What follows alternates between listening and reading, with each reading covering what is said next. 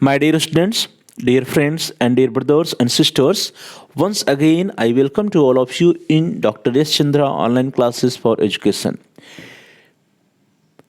मेरे प्रिय विद्यार्थियों, प्यारे भाई और बहनों, प्यारे साथियों, प्यारे मित्रों, मैं आप सभी लोगों का doctor S Chandra online classes में एक बार फिर से स्वागत कर रहा हूं। आप सभी लोगों का हार्दिक स्वागत है, हार्दिक अभिनंदन है।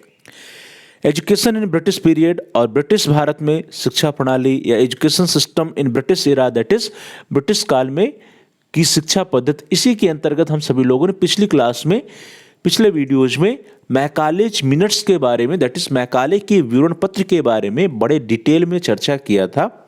और उसी से रिलेटेड है डाउनवर्ड फिल्ट्रेशन थ्योरी, जिसको हम लोग अधोगामी निस्यंदन का सिद्धांत कहते हैं या जिसको हम लोग निम्नवत छन्नीकरण का सिद्धांत कहते हैं। यह सिद्धांत, यह जो थ्योरी है डाउनवर्ड फिल्ट्रेशन थ्योरी, बहुत ही इंपॉर्टेंट है, बहुत ही महत्वपूर्ण है। जब हम मैकाले की बात करते हैं, मैकाले की चर्चा करते हैं, तो डाउनवर्ड फिल्ट्रेशन थ्योरी है क्या, इसके बारे में डिटेल में हम सभी लोग आज की क्लास में इस वीडियो के अंतर्गत चर्चा करेंगे।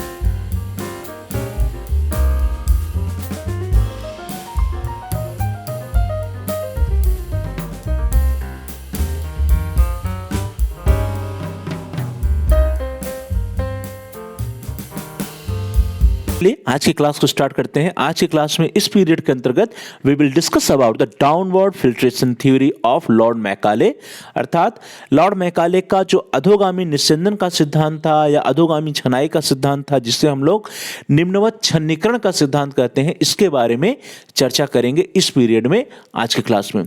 डियर स्टूडेंट्स, इसके पूर्व में हम सभी लोगों ने 1813 के आज्ञापत्र, दैट इज 1813 चार्टर एक्ट की चर्चा की थी। हम सभी लोगों ने ओरिएंटल ऑक्सीडेंटल कंट्रोवर्सी की चर्चा की थी। हम सभी लोगों ने 1833 के, दैट इज 1833 के चार्टर एक्ट या आज्ञापत्र के बारे में भी चर्चा किया था। तो हम सभी लोगों को याद है कि प्राच्य पाश्चात्य विवाद के उत्पन्न होने के बाद उसी को सुलझाने के लिए लॉर्ड विलियम बेंटिंग ने लॉर्ड मैकाले को इसकी जिम्मेदारी दी थी। और उसी जो जिम्मेदारी दी गई थी लॉर्ड मैकाले को, लॉर्ड मैकाले ने पूरी तरह से जो चार्टर्स एक्ट 1813 था, जो 1813 का आज्ञापत्र था, उसका जो सेक्शन 43 था, उसका उसने बड़े डिटेल में स्टडी किया था।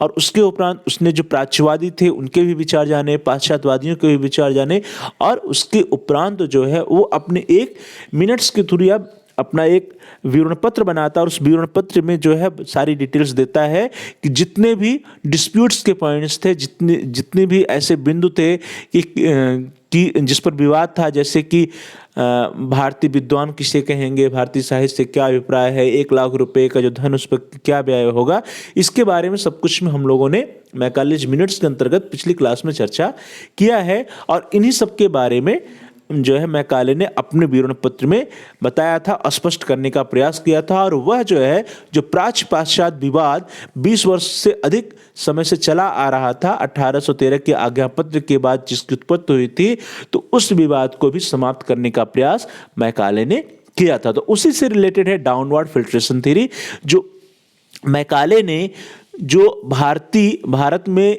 जो उच्च वर्ग के लोग थे, जो भारतीय उच्च वर्ग के जो लोग थे, उनको जो है शिक्षा देने के लिए उसने अनुशंसा की थी। उसने कहा था कि हमारे पास जो साधन है वो बड़े लिमिटेड साधन है, और उस लिमिटेड साधन में हम समस्त भारतीयों को शिक्षा नहीं दे सकते, जो उच्च वर्ग के लोग हैं उन्हीं को हम शिक्षा दे सकते हैं। तो उसी से रिलेटेड है डाउनवर्ड फिल्ट्रेशन थ्योरी।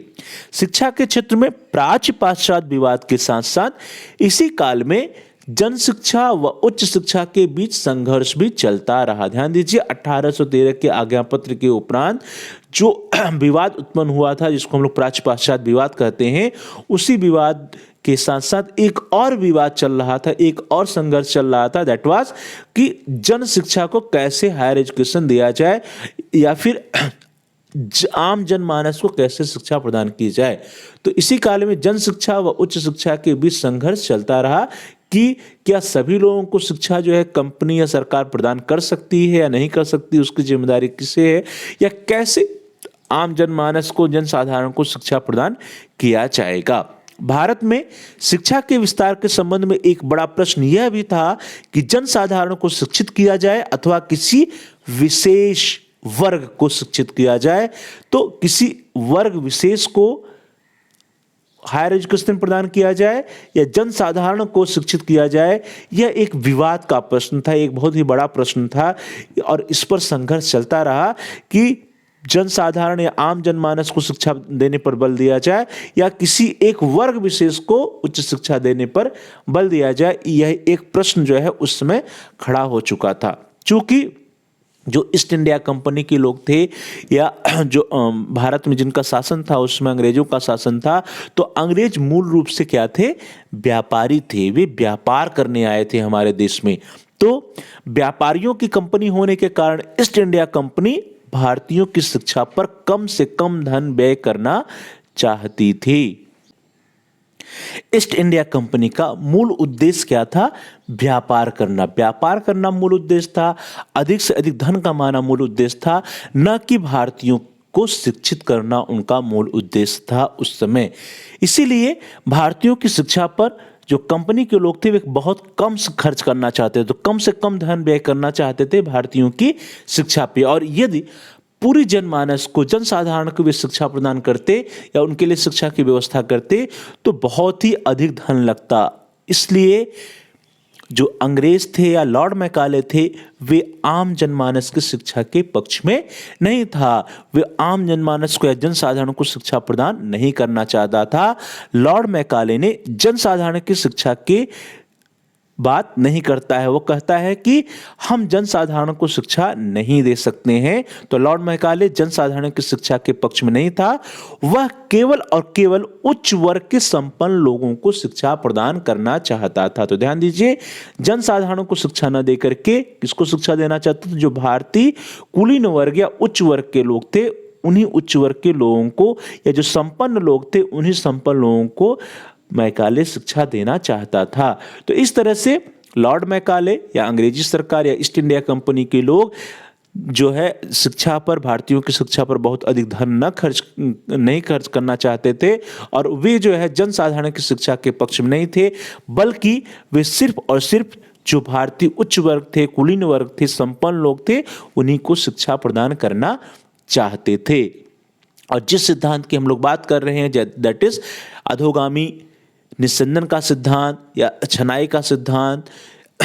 तो निस्संदन या छनाई से तात्पर्य क्या होता है, आप सभी लोग जानते होंगे कि छनाई या निस्संदन का तात्पर्य क्या होता है, जब किसी द्रव का छन छन कर नीचे की ओर जाना। जैसे हम लोग चाय छानते हैं या किसी भी चीज़ को छानते हैं तो ऊपर से कोई चीज़ डाली जाती है और धीरे धीरे जो हो नीचे जाता है। तो शिक्षा के क्षेत्र में भी इसी सिद्धांत को उसने फॉलो कराया, उसने अपनाया। अब निस्संदन क्या है, छनाई क्या है, आप पिक्चर में देख सकते हैं। देखिए कि जब किसी चीज़ को ऊपर डाला जाता है तो ऊपर डालने के बाद वह जो है धीरे धीरे नीचे आता है। तो मैकाले का जो निस्संदन का सिद्धांत था वो कुछ ऐसा था, छनाई का सिद्धांत जो था वो ऐसा था। उसका कहना था कि जो उच्च वर्ग के लोग हैं, उस उच्च वर्ग के लोग को, हायर क्लास के लोगों को शिक्षा प्रदान की जाएगी और यह शिक्षा धीरे धीरे छनते छनते जो है निम्न वर्ग तक या जनसाधारण तक पहुंचेगी। तो निस्संदन या छनाई से तात्पर्य होता है किसी द्रव का छन छन कर नीचे की ओर जाना। और इसी सिद्धांत को जो है लॉर्ड मैकाले शिक्षा के क्षेत्र में भी उसने इसी को अप्लाई किया, इसी सिद्धांत को शिक्षा के क्षेत्र में अप्लाई करता है। इसीलिए इस सिद्धांत को हम छनाई का सिद्धांत कहते हैं या निस्संदन का सिद्धांत कहा जाता है। तो शिक्षा के क्षेत्र में निस्संदन या छनाई से अभिप्राय समाज के उच्च वर्ग को दी गई शिक्षा का कालांतर में निम्न वर्ग तक पहुंचने से है। ध्यान दीजिए, मैकाले ने क्या कहा कि जो समाज के उच्च वर्ग है इनको हम शिक्षा प्रदान करेंगे, तो समाज के उच्च वर्ग को शिक्षा दिया जाएगा और धीरे धीरे यह शिक्षा जो है छन छन कर फिल्टर होकर के आम जनमानस तक या निम्न वर्ग तक पहुंचेगी। तो सिर्फ और सिर्फ उच्च वर्ग को शिक्षा देने की अनुशंसा लॉर्ड मैकाले ने की और उसने कहा कि उच्च वर्ग से शिक्षा जो है धीरे धीरे निम्न वर्ग तक अपने आप पहुंच जाएगी और इसी सिद्धांत को हम डाउनवर्ड फिल्ट्रेशन थ्योरी या निस्यंदन या छनाई के सिद्धांत के नाम से जानते हैं। निस्यंदन सिद्धांत के समर्थकों का विश्वास था कि समाज का निम्न वर्ग प्रत्येक क्षेत्र में समाज के उच्च वर्ग के व्यवहार का अनुसरण करता है। ध्यान दीजिए, जिन लोगों ने इस सिद्धांत को बनाया, जो इसके फॉलोअर्स थे, उनका कहना था कि भारतीय समाज के जो निम्न वर्ग के लोग हैं, जो जनसाधारण हैं, वे हर क्षेत्र में, हर फील्ड में जो समाज के हायर क्लास है, उच्च वर्ग के लोग हैं, उन्हीं का अनुसरण करते हैं, उन्हीं की कॉपी करते हैं, उन्हीं को फॉलो करते हैं, उन्हीं को इमिटेट करते हैं। तो उच्च वर्ग का के व्यवहार का चूंकि निम्न वर्ग अनुसरण करता है, इसलिए यदि हम उच्च वर्ग को शिक्षित कर देंगे तो धीरे धीरे जो शिक्षा है वो निम्न वर्ग तक भी पहुंच जाएगी। तो यही सिद्धांत कहलाता है अधोगामी निस्यंदन का सिद्धांत। तो निस्यंदन सिद्धांत के समर्थकों का विश्वास था कि समाज का निम्न वर्ग प्रत्येक क्षेत्र में समाज के उच्च वर्ग के व्यवहार का अनुसरण करता है। अतः यदि समाज के उच्च वर्ग को अंग्रेजी साहित्य, विज्ञान तथा रीति रिवाजों में शिक्षित कर दिया जाए तो कालांतर में उनके आचरण तथा व्यवहार का अनुसरण करके निम्न वर्ग इसी प्रकार की शिक्षा के प्रकाश से आलोकित हो जाएगा। तो ध्यान दीजिए, जो अधोगामी निस्यंदन सिद्धांत के जो समर्थक थे उनका कहना था कि यदि समाज के हायर क्लास या उच्च वर्ग को हम शिक्षित कर दें, उनको हम अंग्रेजी साहित्य, अंग्रेजी विज्ञान तथा अंग्रेजी रीति रिवाजों से शिक्षित कर दिया जाए तो कालांतर में धीरे धीरे उनके जो आचरण होंगे, उनके जो व्यवहार होंगे, उन्हीं का अनुसरण करते हुए निम्न वर्ग भी सीख जाएगा, निम्न वर्ग भी धीरे धीरे शिक्षित हो जाएगा। तो निम्न वर्ग इसी प्रकार की शिक्षा के प्रकाश से आलोकित हो जाएगा, यह मानना था अधोगामी निस्यंदन सिद्धांत के समर्थकों का। बंबई के गवर्नर की काउंसिल के सदस्य फ्रांसिस वार्डन ने 1823 में इस सिद्धांत का समर्थन करते हुए विचार व्यक्त किया। क्या उसने कहा? फ्रांसिस वार्डन क्या कहते हैं इसके बारे में?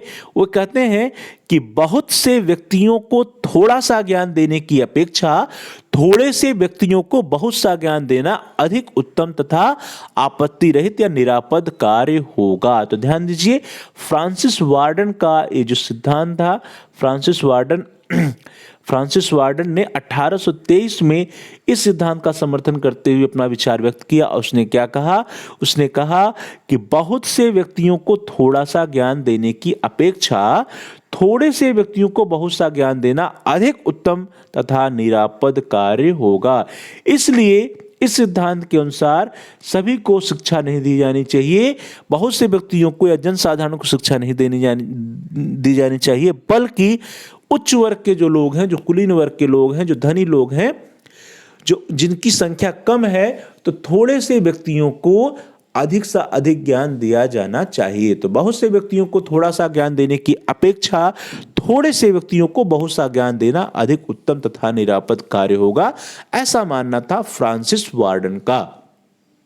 सन 1830 में अपने एक परिपत्र में कंपनी के संचालकों ने इस सिद्धांत का समर्थन करते हुए यह कहा कि शिक्षा की प्रगति तभी संभव है जब उच्च वर्ग के उन लोगों को शिक्षा दी जाए जिनके पास अवकाश है और जिनका अपने देश के निवासियों पर प्रभाव है। ध्यान दीजिए, 1830 में अपने परिपत्र में कंपनी के संचालकों ने इस सिद्धांत का समर्थन यह कहते हुए कहा, क्या कहा? कि भारत में शिक्षा की प्रगति तभी संभव है जब उच्च वर्ग के उन लोगों को शिक्षा दी जाए जिनके पास अवकाश है, अर्थात जिनके पास समय है शिक्षा ग्रहण करने का, जो शिक्षा ले सकते हैं, जिनके पास अवकाश है, जिनके पास समय है। और जो उच्च वर्ग के लोग हैं, तो उच्च वर्ग के उन लोगों को शिक्षा दी जाए जिनके पास अवकाश है और जिनका अपने देश के निवासियों पर प्रभाव है। ध्यान दीजिए, एक तो उनके पास समय हो, उच्च वर्ग के लोग हों उनके पास समय हो और उनका जो है अपने देश के निवासियों पर इफेक्ट हो, प्रभाव हो। जो उस देश के निवासी हैं या जो निम्न वर्ग के लोग हैं वो उस व्यक्ति से या उस वर्ग से प्रभावित हो रहे हों, अर्थात उनका वे अनुसरण करते हों।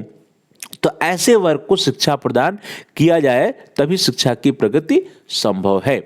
ईसाई मिशनरियों ने भी इस सिद्धांत का समर्थन करते हुए कहा कि यदि भारत के उच्च वर्ग के हिंदुओं को अंग्रेजी शिक्षा देकर ईसाई धर्म का अनुयायी बना लिया जाए, तब निम्न वर्ग के व्यक्ति उनके उदाहरण से प्रभावित होकर स्वयं ही ईसाई धर्म अपना लेंगे। ध्यान दीजिए, भारत में जो क्रिश्चियन मिशनरीज थी, जो ईसाई मिशनरियां थी, उनका उद्देश्य शिक्षा प्रदान करना ही नहीं था, बल्कि उनका उद्देश्य क्रिश्चियन जो रिलीजन है, जो ईसाई धर्म है, उसका अधिक से अधिक प्रचार प्रसार भी करना था। तो वे भी इस सिद्धांत के समर्थक थे। इस सिद्धांत का समर्थन करते हुए ईसाई मिशनरियां कहती हैं कि यदि भारत के उच्च वर्ग के हिंदुओं को अंग्रेजी शिक्षा देकर के ईसाई धर्म का अनुयायी बना लिया जाए, अर्थात जब उच्च वर्ग के लोग ईसाई धर्म के अनुयायी बन जाएंगे तो उन्हीं से प्रभावित होकर के निम्न वर्ग के लोग भी ईसाई धर्म को स्वीकार कर लेंगे। तो भारत के उच्च वर्ग के हिंदुओं को अंग्रेजी शिक्षा देकर के ईसाई धर्म का यदि अनुयायी बना लिया जाता है तो निम्न वर्ग के जो व्यक्ति हैं उन्हीं के उदाहरण से प्रभावित होकर के स्वयं भी ईसाई धर्म को अपना लेंगे। तो इस प्रकार से ईसाई धर्म का प्रचार प्रसार हो जाएगा। तो इसीलिए ईसाई मिशनरियां भी इस सिद्धांत की समर्थक रही हैं। लॉर्ड मैकाले के द्वारा शिक्षा के क्षेत्र में अधोगामी निस्यंदन के इस सिद्धांत को प्रतिपादित करने के निम्नलिखित कारण हो सकते हैं। जो मैकाले ने अपने विवरण पत्र में जो ये सिद्धांत दिया, या अधोगामी निस्यंदन का सिद्धांत जिसे हम कहते हैं, डाउनवर्ड फिल्ट्रेशन थ्योरी जिसे हम कहते हैं, इसको देने के पीछे क्या क्या कारण हो सकते हैं लॉर्ड मैकाले के अनुसार, उसको हम लोग चर्चा कर लेते हैं कि लॉर्ड मैकाले ने शिक्षा के क्षेत्र में आखिर अधोगामी निस्यंदन का सिद्धांत क्यों प्रतिपादित किया, क्यों दिया। जो पहला कारण हो सकता है, the first one is, east India company के पास भारत की विशाल जनसंख्या वाले जनसाधारण वर्ग को शिक्षा प्रदान करने के लिए आवश्यक धन नहीं था। हम लोगों ने प्रारंभ में भी चर्चा किया कि बहुत अधिक धन जो है भारतीयों की शिक्षा पे वे खर्च नहीं करना चाहते थे। तो हो सकता है कि शिक्षा प्रदान करने के लिए आवश्यक धन न रहा हो कंपनी के पास, इसीलिए ईस्ट इंडिया कंपनी या लॉर्ड मैकाले ने आम जनमानस को शिक्षा न देकर के अधोगामी निस्यंदन सिद्धांत को अपनाया। तो पहला है, ईस्ट इंडिया कंपनी के पास भारत की विशाल जनसंख्या वाले जनसाधारण वर्ग को शिक्षा प्रदान करने के लिए आवश्यक धन नहीं था। दूसरा है कि उच्च वर्ग को शिक्षित करके उन्हें कालांतर में जनसाधारण को शिक्षा देने का उत्तरदायित्व दिया जा सकता है। लॉर्ड मैकाले या कंपनी के लोगों का यह मानना था कि यदि हम भारतीय उच्च वर्ग जो है, जो हायर क्लास है, उनको शिक्षित कर दें और उन्हीं को यह जिम्मेदारी दे दी जाए, उन्हीं को यह उत्तरदायित्व दे दिया जाए कि उनके संबंध में, या जो जनसाधारण भारतीय हैं या उनके संबंध में जो निम्न वर्ग के भारतीय हैं, उनको वे शिक्षा दें, तो ऐसा संभव है। उच्च वर्ग के लोग निम्न वर्ग को शिक्षित कर देंगे तो इस तरह से शिक्षा का प्रचार प्रसार हो जाएगा। तो उच्च वर्ग को शिक्षित करके उन्हें कालांतर में जनसाधारणों को शिक्षा देने का उत्तरदायित्व दिया जा सकता है। इसी को मान करके मैकाले ने अधोगामी निस्यंदन सिद्धांत को अपनाया। अगला था थर्ड वन, कि अंग्रेजों को ऐसे उच्च शिक्षित व्यक्तियों की आवश्यकता थी जिन्हें विभिन्न पदों पर आसीन करके शासन को सुदृढ़ बनाया जा सके। तो ध्यान दीजिए, जो अंग्रेज थे, अंग्रेजों का प्रमुख उद्देश्य भारतीयों को शिक्षित करना नहीं था, बल्कि उनका उद्देश्य क्या था, भारत से अधिक धन कमाना, और धन कमाना या व्यापार करना, और साथ ही साथ भारत में शासन करना। तो अपने शासन को सुदृढ़ बनाने के लिए उनको अपने ऑफिसेज में, कार्यालयों में बाबुओं की आवश्यकता थी। तो उन बाबुओं को रखने के लिए वे भारतीयों को शिक्षित करना चाहते थे, क्योंकि वे नहीं चाहते थे कि इस पद पर वे उनके देश के नागरिक कार्य कर सकें। तो अंग्रेजों को ऐसे उच्च शिक्षित व्यक्तियों की आवश्यकता थी जिन्हें विभिन्न पदों पर आसीन करके शासन को सुदृढ़ बनाया जा सके। तो अपने शासन को सुदृढ़ बनाने के लिए विभिन्न पदों पर कुछ भारतीयों को बाबू के रूप में उन्हें नियुक्त करना था। तो इसलिए वे पूरी की पूरी जनसाधारण को शिक्षित करने के पक्ष में नहीं थे, बल्कि जो उच्च वर्ग के लोग थे उनको शिक्षा प्रदान करके और उन्हीं को उन पदों पर, विभिन्न पदों पर नियुक्त करना चाहते थे। इसलिए उन्हीं लोगों को वे शिक्षित करने के पक्ष में थे। तो तीसरा कारण ये हो सकता है कि अंग्रेजों को ऐसे उच्च शिक्षित व्यक्तियों की आवश्यकता थी जिन्हें विभिन्न पदों पर आसीन करके शासन को सुदृढ़ बनाया जा सके। द फोर्थ वन इज उच्च वर्ग को विज्ञान, अंग्रेजी एवं पाश्चात्य आचार विचारों की शिक्षा देकर जनसाधारण को प्रभावित किया जा सकता है। लॉर्ड मैकाले का यह मानना था कि यदि भारतीय जो उच्च वर्ग है उसको हम पाश्चात्य साहित्य, पाश्चात्य विज्ञान, अंग्रेजी और पाश्चात्य आचार विचारों की शिक्षा देंगे तो जो निम्न वर्ग के लोग हैं, जो जनसाधारण है, उन्हीं से प्रभावित होंगे और उन्हीं से प्रभावित होकर के वे भी पाश्चात्य विज्ञान, अंग्रेजी और पाश्चात्य साहित्य या पाश्चात्य आचार विचारों की शिक्षा ग्रहण कर लेंगे, उनको वे सीखेंगे। निस्संदन के सिद्धांत ने भारतीय शिक्षा को एक निश्चित दिशा प्रदान की। जो अधोगामी निस्संदन का सिद्धांत था, इस सिद्धांत के फलस्वरूप जो भारतीय शिक्षा प्रणाली थी उसको एक डायरेक्शन मिला, उसको एक दिशा मिली। क्या डायरेक्शन मिला? चूंकि मैकाले ने अपने विवरण पत्र में साफ साफ कहा था कि जो प्राच्य शिक्षा संस्थाएं हैं, जो प्राच्यवादी शिक्षा है, जो साहित्य है, वो किसी काम की नहीं, तो उसको बंद कर दिया जाए और जो पाश्चात्य शिक्षा प्रणाली है, अंग्रेजी शिक्षा प्रणाली है, उस पर को बढ़ाने में, उसको आगे बढ़ाने में जो प्रयास किया जाना चाहिए। तो अब जो है निस्संदन सिद्धांत के अनुसार भी भारत में अंग्रेजी शिक्षा और अंग्रेजी शिक्षा किसको, उच्च वर्ग को प्रदान करने पर बल दिया गया। तो निस्संदन सिद्धांत ने भारतीय शिक्षा को एक निश्चित दिशा प्रदान की। देश में अंग्रेजी की उच्च शिक्षा की प्रगति बहुत तेजी से हुई और जिस उद्देश्य से इस सिद्धांत को अपनाया गया था उसमें अपेक्षित सफलता नहीं मिली। ध्यान दीजिए कि देश में अंग्रेजी की उच्च शिक्षा बहुत तेजी से प्रगति में आई, उच्च वर्ग के लोगों को शिक्षित किया गया, भारतीय उच्च वर्ग के लोगों को शिक्षित किया गया, लेकिन जो इस सिद्धांत को जिस उद्देश्य से अपनाया गया था कि जो उच्च वर्ग है उस उच्च वर्ग से धीरे धीरे फिल्टर होकर के जो शिक्षा है निम्न वर्ग तक पहुंचेगी, उसमें अपेक्षित सफलता नहीं मिलती है। अर्थात यह सिद्धांत अपने आप में फेल हो जाता है। क्यों फेल हो जाता है?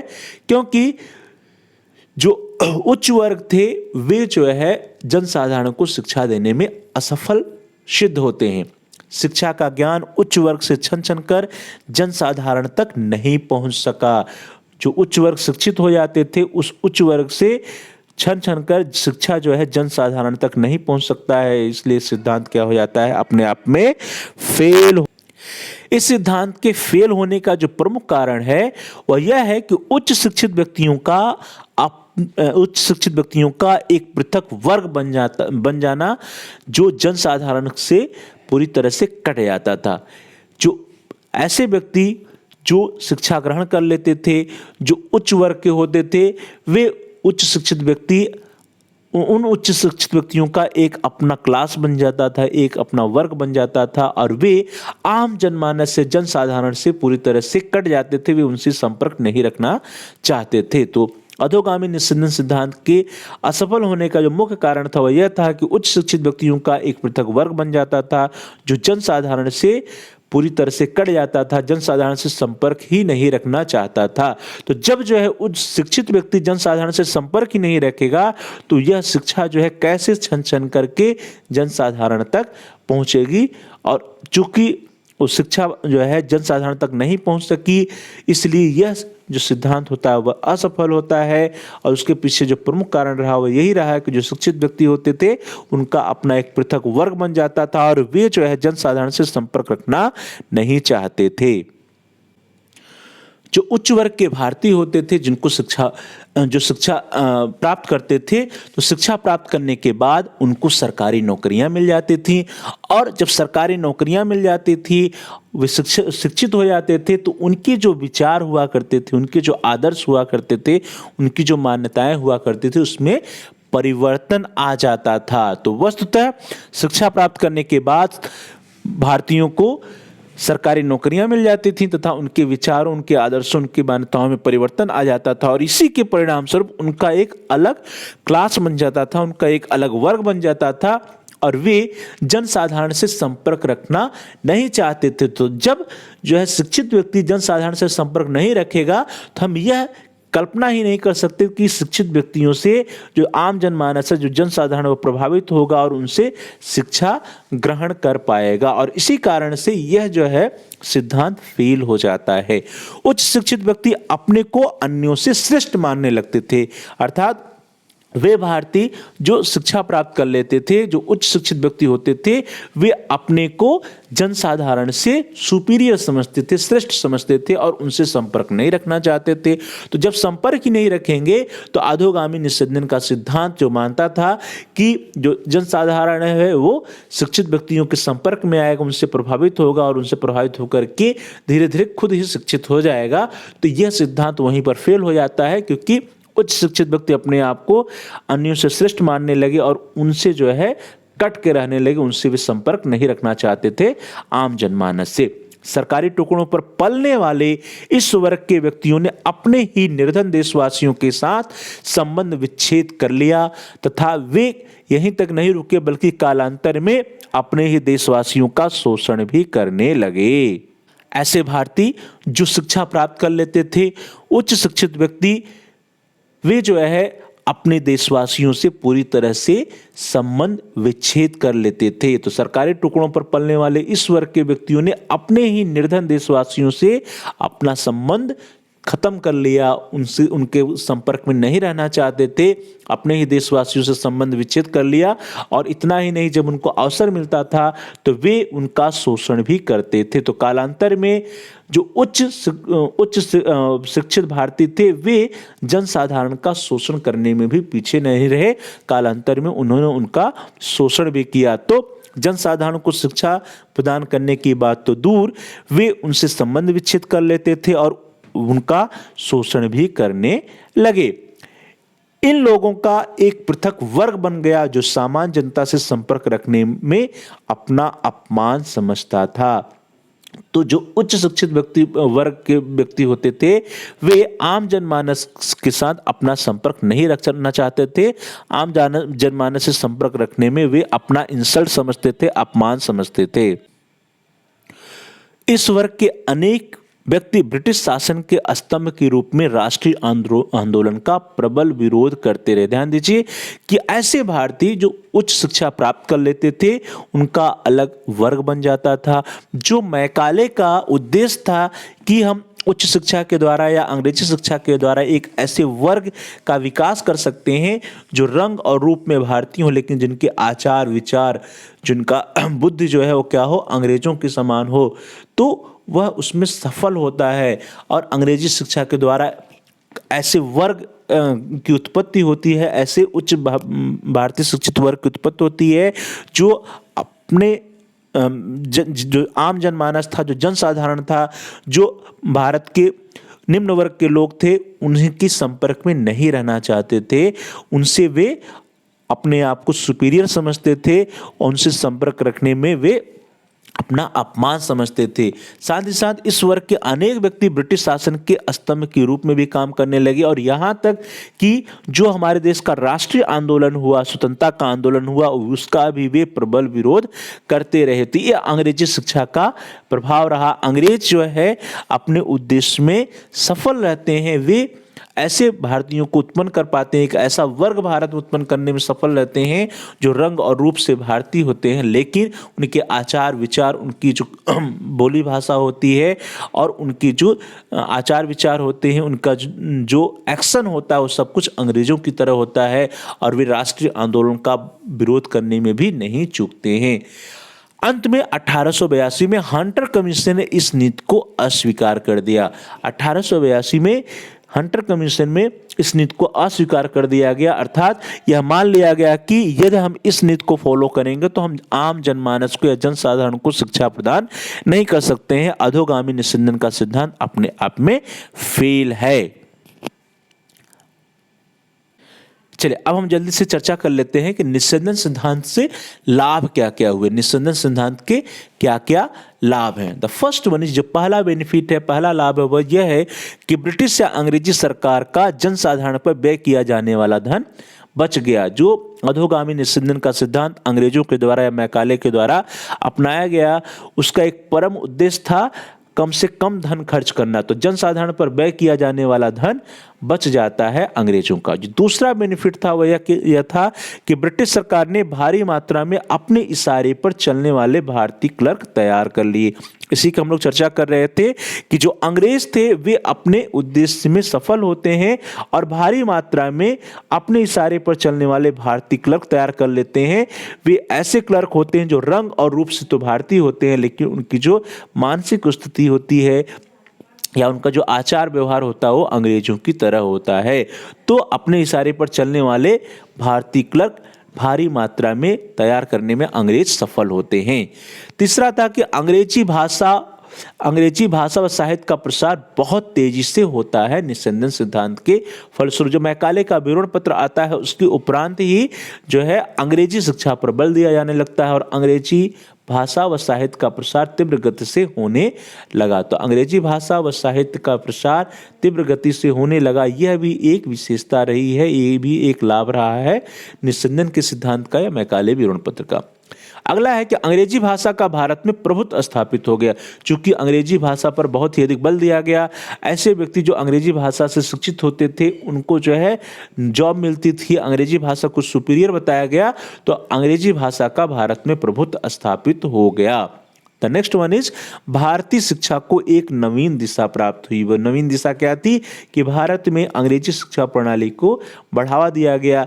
प्राच्य शिक्षा प्रणाली जो थी उसको समाप्त कर दिया गया या फिर उसको जो है प्रोत्साहन नहीं दिया गया और अंग्रेजी शिक्षा प्रणाली को ही प्रोत्साहन दिया गया। तो भारतीय शिक्षा प्रणाली जो है एक नवीन दिशा को प्राप्त होती है जिसमें अंग्रेजी शिक्षा को बढ़ावा मिलता है। द नेक्स्ट वन इज शिक्षा से रोजगार प्राप्त हुए। राजकीय सेवाओं में अंग्रेजी शिक्षा प्राप्त व्यक्तियों को वरीयता दी जाने लगी। ऐसे व्यक्ति जो अंग्रेजी शिक्षा प्राप्त कर लेते थे उनको राजकीय सेवाओं में वरीयता दी जाती थी और इस तरह से शिक्षा से रोजगार जनमानस को प्राप्त होने लगा। जो उच्च वर्ग के भारतीय जो भी व्यक्ति जो है अंग्रेजी शिक्षा प्राप्त कर लेता था उनको राजकीय सेवाओं में या रोजगार में वरीयता मिलती थी। तो इस तरह से शिक्षा से रोजगार प्राप्त होने लगे। अंग्रेजी शिक्षा सरकारी नौकरी की आवश्यक योग्यता बन गई। ध्यान दीजिए कि राजकीय सेवाओं के लिए या सरकारी नौकरी के लिए अंग्रेजी शिक्षा प्राप्त करना क्या है, अनिवार्य योग्यता या आवश्यक योग्यता बन जाती है इस निस्संदन सिद्धांत या मैकाले के विवरण पत्र के बाद। इसके दोष क्या थे निस्संदन सिद्धांत की, इसको चर्चा कर लेते हैं। तो फर्स्ट वन, पहला जो इसका दोष था, जो पहला दोष है, पहली कमी है, वह है यह है कि यह शिक्षा क्या थी, अमनोवैज्ञानिक थी। यह शिक्षा जो है थी वो साइकोलॉजिकल नहीं थी। क्यों नहीं थी? क्योंकि जैसा इस सिद्धांत में कहा गया था कि उच्च वर्ग को हम शिक्षित करेंगे और उच्च वर्ग से धीरे धीरे छन छन करके निम्न वर्ग तक शिक्षा पहुंचेगी, तो ऐसा संभव नहीं है कि उच्च वर्ग से धीरे धीरे निम्न वर्ग तक शिक्षा पहुंच जाए बिना उनको शिक्षा प्रदान किए हुए। तो यह शिक्षा क्या थी, एक प्रकार से अमनोवैज्ञानिक शिक्षा थी। यह शिक्षा का जो सिद्धांत था, यह जो सिद्धांत था अधोगामी निस्संदन का सिद्धांत, वह अपने आप में एक अमनोवैज्ञानिक सिद्धांत था। यह शिक्षा क्या थी, अमनोवैज्ञानिक थी। दूसरा, इस शिक्षा प्रणाली में मातृभाषा पर बल न दे करके अंग्रेजी पर बल दिया गया था। तो अंग्रेजी पर बल देने की वजह से भी यह शिक्षा क्या थी, एक प्रकार से अमनोवैज्ञानिक थी। दूसरा यह है कि नैतिक मानकों के अनुरूप शिक्षा व्यवस्था में कई दोष विद्यमान थे। जो हमारे देश के नैतिक मानक हैं उसके अनुरूप शिक्षा व्यवस्था में ढेर सारी कमियां थी, ढेर सारे दोष विद्यमान थे। तो यह भी क्या है, एक निस्संदन सिद्धांत का एक जो है क्या है, डिमेरिट्स है या उसका एक दोष है। द नेक्स्ट वन इज, अगला जो दोष है वो यह है कि अंग्रेजी शिक्षा का उद्देश्य सरकारी नौकरी प्राप्त करना हो गया था। शिक्षा का जो उद्देश्य होता है जिसमें हम कहते हैं कि बालक का सर्वांगीण विकास हो, उसका शारीरिक विकास हो, मानसिक विकास हो, ऐसा न हो करके जो शिक्षा, अंग्रेजी शिक्षा का जो परम उद्देश्य था वो क्या था, सरकारी नौकरी प्राप्त करना। अर्थात जो अंग्रेजी शिक्षा प्राप्त करेगा उसको सरकारी नौकरी प्राप्त होगी। और साथ ही साथ जो है सरकारी नौकरी प्राप्त करने के लिए अंग्रेजी की शिक्षा प्राप्त करना अनिवार्य भी कर दिया गया था। तो इस तरह से शिक्षा का सिर्फ एक उद्देश्य हो गया, सरकारी नौकरी प्राप्त करना। भारतीयों को अंग्रेज बनाने में इस निस्संदन सिद्धांत का बहुत बड़ा योगदान रहा। तो भारतीयों को अंग्रेज बनाने में सक्रिय योगदान रहता है या भारतीयों को अंग्रेज बनाने में इस शिक्षा प्रणाली का बल रहता है। तो भारतीयों को अंग्रेजी बनाने में सक्रिय योगदान पर बल यह भी एक इस शिक्षा प्रणाली या निस्संदन सिद्धांत का एक डिमेरिट है।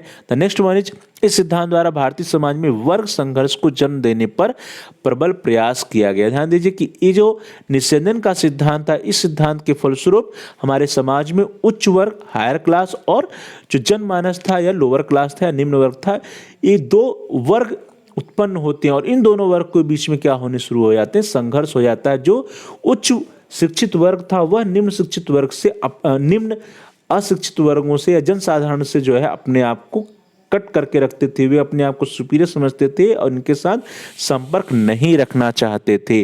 तो इस तरह से इस सिद्धांत द्वारा भारतीय समाज में वर्ग संघर्ष की उत्पत्ति होती है। यह सिद्धांत भारत में वर्ग संघर्ष को जन्म देता है। तो इस सिद्धांत द्वारा भारतीय समाज में वर्ग संघर्ष को जन्म देने का प्रबल प्रयास किया जाता है। तो इस तरह से हम सभी लोगों ने आज के क्लास में इस वीडियो के अंतर्गत डाउनवर्ड्स फिल्ट्रेशन थ्योरी या अधोगामी निस्संदन का सिद्धांत क्या था, इसके बारे में डिटेल में चर्चा किया और इसके मेरिट्स और डिमेरिट्स क्या थे, इसके बारे में भी हम लोगों ने डिटेल में चर्चा किया। तो thanks for watching, thanks to all of you. Please like, share and comment on the video. Also subscribe the channel and press the bell icon all. प्यारे भाई और बहनों, प्रिय विद्यार्थियों, प्रिय साथियों, आप इस वीडियो को लाइक करिए और इस वीडियो को अधिक से अधिक अपने दोस्तों में, फ्रेंड सर्किल में, मित्रों के साथ, सहपाठियों के साथ शेयर कीजिए, जिससे कि वे भी इस वीडियो का लाभ उठा सके, उनका भी अध्ययन कार्य सुचारू रूप से आगे बढ़ सके। और साथ ही साथ आप इस वीडियो पे कमेंट्स भी कर सकते हैं। कमेंट्स सुधार यदि आपका कोई बहुमूल्य सुझाव है या कोई प्रश्न है या कोई समस्या है तो आप हम तक पहुंचा सकते हैं। हम आपके प्रश्नों का उत्तर देने का प्रयास करेंगे, आपकी समस्याओं का समाधान करने का प्रयास करेंगे और साथ ही साथ जो भी आपके बहुमूल्य सुझाव आएंगे उन सुझावों पर हम अनुपालन भी करने का प्रयास करेंगे। तो please like, share and comment on the video.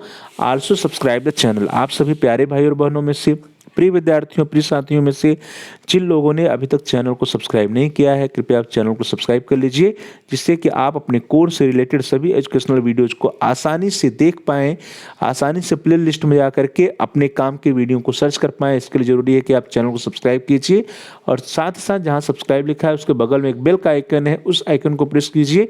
उसको प्रेस करने पर कुछ ऑप्शंस आते हैं, उन ऑप्शंस में से आप ऑल के ऑप्शन को सिलेक्ट कर लीजिए। इससे यह होगा कि आपके कोर्स से रिलेटेड जितने भी नए एजुकेशनल वीडियो जाएंगे उसकी नोटिफिकेशन, उसकी सूचना आपको समय से मिल जाएगा और आपका कोई भी वीडियो मिस नहीं होगा। तो प्यारे भाई और बहनों, प्रिय विद्यार्थियों, प्रिय साथियों, please like, share and comment on the video. Also subscribe the channel and press the bell icon all. आप सभी का बहुत बहुत धन्यवाद।